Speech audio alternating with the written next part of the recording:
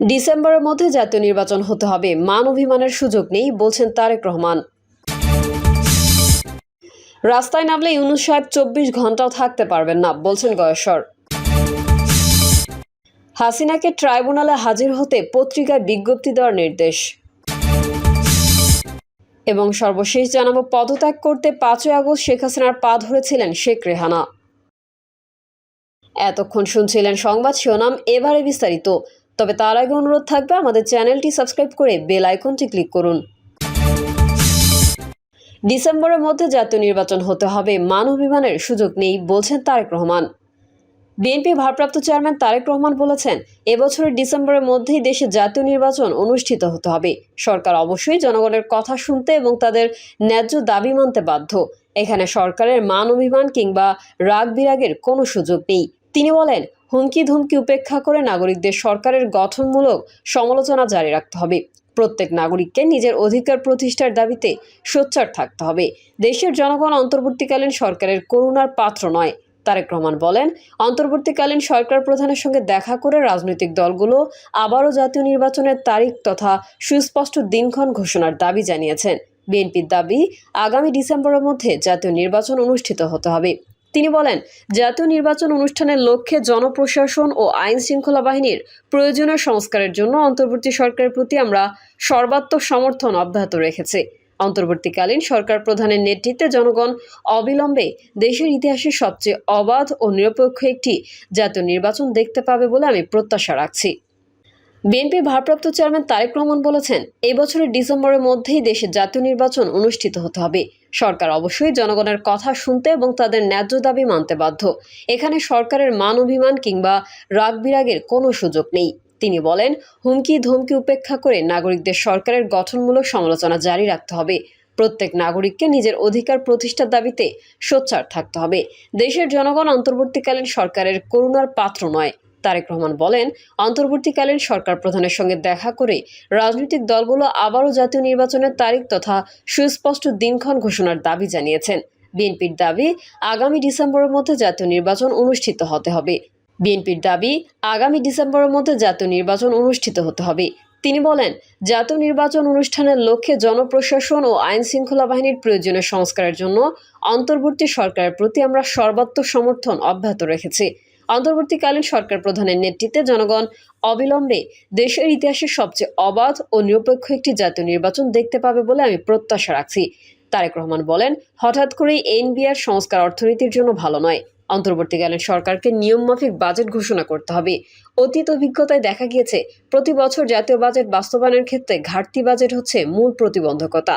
Budget প্রণয়নের ক্ষেত্রে NBR এর হয়তো সরাসরি কোনো ভূমিকা নেই, তবে রাজস্ব আদায়ের মাধ্যমে বাজেট বাস্তবায়নের ক্ষেত্রে এনবিআর এর ভূমিকা মুখ্য। সরকারের গঠনমূলক সমালোচনা জারি রাখার বিষয়টি উল্লেখ করে তিনি বলেন, দেশের জনগণের রাজনৈতিক ক্ষমতায়ন নিশ্চিত থাকলে সরকারের পক্ষে ফ্যাসিবাদী চরিত্র ধারণ করা সহজ হয় না। সরাসরি ভোটে নির্বাচিত সরকার, অন্তর্বর্তীকালীন সরকার কিংবা তত্ত্বাবধায়ক সরকার, সরকারের চরিত্র যাই হোক, সরকারকে জনগণের কাছে জবাবদিহি করতে বাধ্য করা না গেলে ক্ষমতাসীন সরকার হয়তো নিজেদের অজান্তেই স্বৈরাচারী হয়ে ওঠে। রাস্তায় নামলে ইউনূস সাহেব ২৪ ঘন্টাও থাকতে পারবেন না বলছেন গয়েশ্বর। বিএনপির স্থায়ী কমিটির সদস্য গয়েশ্বর চন্দ্র রায় বলেছেন, আমরা যদি বলি কালকে রাস্তায় নামবো, তাহলে আমার মনে হয় ইউনূস সাহেব ২৪ ঘন্টা থাকতে পারবেন না। তাহলে ভবিষ্যৎ কি হবে? এই বিবেচনায় আমরা এই জায়গায় সমাপ্ত করতে চাই। আমরা চাই ডক্টর ইউনূসই সফল হন। ডক্টর ইউনূস সফল মানেই আমাদের জুলাই ও আগস্টের আন্দোলনের একটা সফলতা। প্রধান উপদেষ্টাকে উদ্দেশ্য করে এই বিএনপি নেতা বলেন, আপনার তো সংস্কার করার কোনো ক্ষমতা নেই। নারী যদি সুন্দরীও হয়, সে যদি বন্ধা হয়, তার প্রতি আকর্ষণ থাকতে পারে, কিন্তু সন্তান জন্ম দেওয়ার ক্ষমতা নাই। তিনি অভিযোগ করেন, ক্ষমতায় থাকে মৌলবাদীদের একসঙ্গে এনেছেন প্রধান উপদেষ্টা ডক্টর মোহাম্মদ ইউনূস। এই মৌলবাদীরাই সারা বিশ্বের নানা অশান্তি তৈরি করেছে। সেই সাথে সরকার দুর্নীতিবাজদের না ধরে তাদের সাথে আঁতাত করছেন বলে অভিযোগ করেন তিনি। জুলাই আন্দোলনের নেতৃত্ব দেওয়া শিক্ষার্থীর উদ্দেশ্যে তিনি বলেন, যারা নাকি ২৪শে জুলাই ১১ দিনের আন্দোলন করে মুকুট চায়, তাদের মুকুট অনেক আগেই জাতি দিয়ে দিয়েছে, আমরাও দিয়ে দিয়েছি।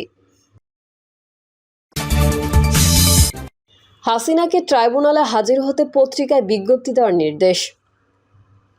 ক্ষমতাচ্যুত প্রধানমন্ত্রী শেখ হাসিনার বিরুদ্ধে আদালত অবমাননার বিষয়ে ব্যাখ্যা দিতে হাজির হওয়ার জন্য ভারতীয় পত্রিকায় বিজ্ঞপ্তি প্রকাশের নির্দেশ দিয়েছেন আন্তর্জাতিক অপরাধ ট্রাইব্যুনাল।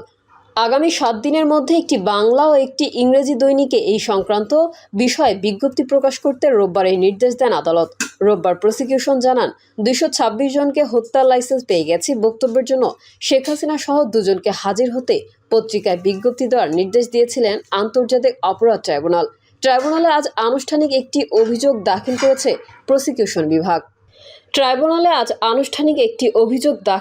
প্রসিকিউশন বিভাগ। রাজধানীর চাংখারপুলে 5ই আগস্ট ছাত্র জনতার অভ্যুত্থানের সময় 6 জনকে হত্যার ঘটনায় ঢাকা মহানগর পুলিশের সাবেক কমিশনার হাবিবুর রহমান হাবিব সহ 8 জনের বিরুদ্ধে আন্তর্জাতিক অপরাধ ট্রাইব্যুনালে আনুষ্ঠানিক অভিযোগ দাখিল করা হয়েছে। এর মধ্যে দিয়ে জুলাই বিপ্লবের প্রথম মামলার আনুষ্ঠানিক বিচার প্রক্রিয়া শুরু হলো। গত 21শে এপ্রিল এই মামলার তদন্ত শেষ হয়। প্রসিকিউটর গাজী এম.এইচ. তামিম জানান, ট্রাইব্যুনাল আনুষ্ঠানিক অভিযোগ আমলে নিলেই বিচারের পরবর্তী ধাপ শুরু হবে। 8 জন আসামির মধ্যে inspector Arshad, constable Mohammad Sujan, constable Imaj Hossain Emon ও কনস্টেবল নাসিরুল ইসলাম কারাগারে রয়েছেন। এছাড়া সাবেক ডিএমপি কমিশনার হাবিবুর রহমান, ডিএমপির সাবেক যুগ্ম কমিশনার সুদীপ কুমার চক্রবর্তী, রমনা জোনের সাবেক এডিসি সহ শাহ আলম, মোহাম্মদ আক্তারুল ইসলাম ও এসি মোহাম্মদ ইমরুল পলাতক রয়েছেন। পদত্যাগ করতে 5ই আগস্ট শেখ হাসিনার পা ধরেছিলেন শেখ রেহানা। ছাত্র জনতার গণ অভ্যুত্থানে গত 5ই আগস্ট প্রধানমন্ত্রীর পদ থেকে পদত্যাগ করে দেশ ছেড়ে ভারতে পালিয়ে যান শেখ হাসিনা। তবে পদত্যাগের আগে শক্ত হাতে ছাত্র আন্দোলনকে দমাতে চেয়েছিলেন। সবকিছু নিয়ন্ত্রণের বাইরে চলে গেলেও তিনি ক্ষমতার মসনদ ছাড়তে চাচ্ছিলেন না। এক পর্যায়ে পদত্যাগ করতে 5ই আগস্ট গণভবনে শেখ হাসিনার পা ধরেছিলেন শেখ রেহানা। রোববার আন্তর্জাতিক অপরাধ ট্রাইব্যুনালে এক তদন্ত প্রতিবেদনে এই তথ্য তুলে ধরেছেন চিফ প্রসিকিউটর তাজুল ইসলাম। ট্রাইব্যুনালের বিচারকদের সামনে লিখিতভাবে এই তথ্য পড়ে শোনান তিনি। চিফ প্রসিকিউটর বলেন, সে সময়ে অতিরিক্ত বল প্রয়োগ এবং আরও রক্তপাতের মাধ্যমে ক্ষমতা ধরে রাখতে চেয়েছিলেন শেখ হাসিনা। দেশ ছাড়ার আগে সোমবার সকাল 10:30 থেকে প্রায় 1 ঘন্টায় রাষ্ট্রীয় বাহিনী বিভিন্ন শীর্ষ কর্মকর্তাদের চাপ দিয়েছিলেন তিনি। তবে পরিস্থিতি যে একেবারেই নিয়ন্ত্রণের বাইরে সেটা তিনি কিছুতেই মানতে চাচ্ছিলেন না। পরে পরিবারের সদস্যরা সহ বোঝানোর পর পদত্যাগে রাজি হন তিনি। এরপর দ্রুততম সময়ে পদত্যাগ করে সামরিক হেলিকপ্টারে গোপনে বোন শেখ রেহানাকে সঙ্গে নিয়ে দেশ ছাড়েন শেখ হাসিনা। দলীয় অস্ত্রধারী কর্মীদের নামিয়ে 3রা আগস্ট দিনভর সারা দেশে ব্যাপক সংঘাত ও প্রাণহানি ঘটানোর পরেও ছাত্র জনতার আন্দোলন সামাল দিতে পারেনি শেখ হাসিনা। যদিও পরিস্থিতি উপলব্ধি করতে পেরে 3রা আগস্ট রাতেই শেখ হাসিনাকে আর একজন উপদেষ্টা সহ কয়েকজন নেতা বোঝানোর চেষ্টা করেন। তারা সেনাবাহিনীর কাছে ক্ষমতা হস্তান্তরের পরামর্শ দেন বলে জানা গেছে। তবে তিনি তা মানতে চাননি, বরং 4 আগস্ট থেকে কারফিউ আরও কড়াকড়ি করতে বলেন। ভোর থেকে কারফিউ কড়াকড়ি করার উদ্যোগ নেওয়া হলো। সকাল 9টার পর থেকে বিভিন্ন স্থানে আন্দোলনকারীরা কারফিউ ভেঙে নামতে শুরু করেন। 10টা নাগাদ ঢাকার বিভিন্ন স্থানে জমায়েত বড় হতে থাকে। এ সময় চিফ প্রসিকিউটর ট্রাইব্যুনালকে বলেন, ওয়াইদুল কাদের, সালমান এফ রহমান, আনিসুল হক, আসাদুজ্জামান খান কামাল তাকে পদত্যাগ করতে না করেছিলেন। 5ই আগস্ট সকাল 10:30টার দিকে 3 বাহিনীর প্রধান ও পুলিশের মহাপরিদর্শককে প্রধানমন্ত্রীর বাসভবন গণভবনে ডাকা হয়। নিরাপত্তা বাহিনী কেন পরিস্থিতি সামাল দিতে পারছে না সেটার জন্য ক্ষোভ প্রকাশ করেন। আন্দোলনকারীরা আইনশৃঙ্খলা রক্ষাকারী বাহিনীর সাজোয়া যানে উঠে লাল রং দিয়ে দিচ্ছেন, সামরিক যানে পর্যন্ত উঠে পড়ছেন। এরপরও কেন তারা কঠোর হচ্ছে না সেটা নিয়েও বিক্ষোভ প্রকাশ করেন তিনি। এছাড়া বিশ্বাস করে এই কর্মকর্তাদের শীর্ষ পদে বসিয়েছেন সেটাও তিনি উল্লেখ করেন। এক পর্যায়ে শেখ হাসিনা আইজিপিকে দেখিয়ে বলেন, তারা তো ভালো করছে। তখন আইজিপি জানান, পরিস্থিতি যেই পর্যায়ে গেছে তাতে পুলিশের পক্ষেও আর বেশি সময় এরকম কঠোর অবস্থান ধরে রাখা সম্ভব নয়। ওই সময় শীর্ষ কর্মকর্তাদের পক্ষ থেকে বোঝানোর চেষ্টা করা হয়, বল প্রয়োগ করে এই পরিস্থিতি সামাল দেওয়া যাবে না, কিন্তু শেখ হাসিনা সেটা মানতে চাচ্ছিলেন না। তখন কর্মকর্তারা শেখ রেহানার সঙ্গে আরেক কক্ষে আলোচনা করেন। তাকে পরিস্থিতি জানিয়ে শেখ হাসিনাকে বোঝাতে অনুরোধ করেন। শেখ রেহানা এরপর বড় বোন শেখ হাসিনার সঙ্গে আলোচনা করেন। পা জড়িয়ে ধরে শেখ হাসিনাকে পদত্যাগ করতে বলেন তিনি, কিন্তু তিনি ক্ষমতা ধরে রাখতে অনড় থাকেন। এক পর্যায়ে বিদেশে থাকা সজীব জয়ের সঙ্গে ফোনে কথা বলেন একজন শীর্ষ কর্মকর্তা। এরপর জয় তার মায়ের সঙ্গে কথা বলেন, রাজি হয়ে যান পদত্যাগে। তিনি তখন একটা ভাষণ রেকর্ড করতে চেয়েছিলেন জাতির উদ্দেশ্যে প্রচারের জন্য। ততক্ষণে গোয়েন্দা তথ্য আসে যে বিপুল সংখ্যক ছাত্র জনতা শাহবাগ ও উত্তরা থেকে গণভবন অভিমুখে রওনা হয়েছে।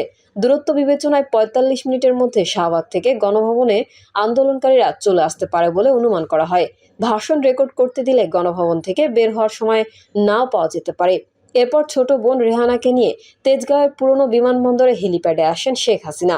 সেখানেই পদত্যাগের আনুষ্ঠানিকতা শেষ করে বেলা 2:30টার দিকে সামরিক হেলিকপ্টারে করে ছোট বোন সহ ভারতের উদ্দেশ্যে উড্ডয়ন করেন শেখ হাসিনা।